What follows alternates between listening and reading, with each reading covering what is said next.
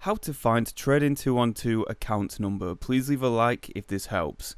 We're also going to be looking at how to find the sort code if you need that. So first of all, to find the account number, this works the same on the website or the app. Click the three horizontal lines, then find the settings option. Click on that.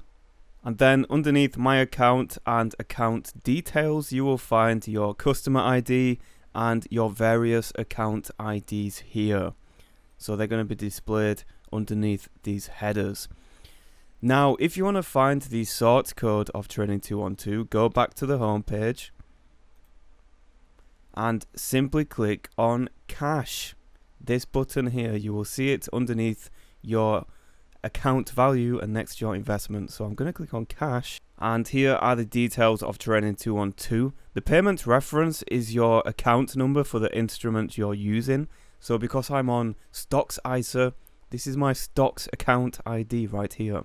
And if we scroll down, we can see the sort code and account number of Trading212, which is 71003704 609242.